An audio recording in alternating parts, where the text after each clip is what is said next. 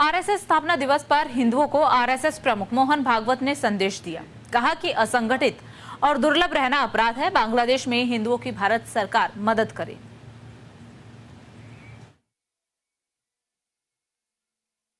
अब हमारे पड़ोस में ही बांग्लादेश में क्या हुआ, उसके कुछ तात्कालिक कारण और पहलू है, ये बात ठीक है, लेकिन इतना बड़ा उत्पात तो उससे नहीं होता।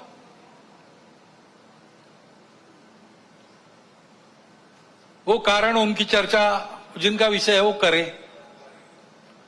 परंतु दो बातें ध्यान में आती है। पहली बात है कि उस उत्पात के कारण वहां के हिंदू समाज पर जो अत्याचार बार बार होते हैं, उस परंपरा को फिर से दोहराया गया।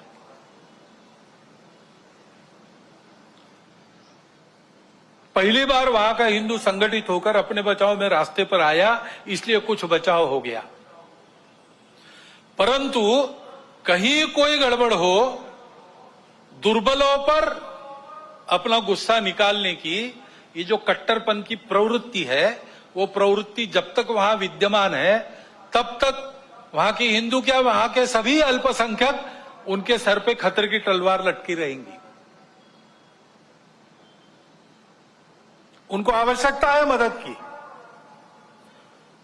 विश्व भर के हिंदुओं की भारत के सरकार की सहायता उनको मिले, ये उनकी आवश्यकता है। परंतु इससे ये ध्यान में आता है, और ये ध्यान में आना चाहिए, हिंदू समाज के भी ध्यान में आना चाहिए कि दुर्बल रहना अपराध है। हम अगर दुर्बल है, असंगठित है, तो उसका मतलब हम अत्याचार को निमंत्रण दे रहे हैं।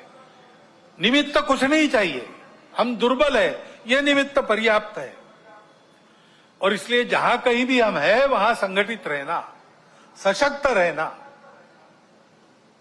किसी से शत्रुता नहीं करना, हिंसक नहीं बनना, योगदान देने वाले बनना, परंतु इसका अर्थ दुर्बल रहना नहीं, अशक्त रहना नहीं।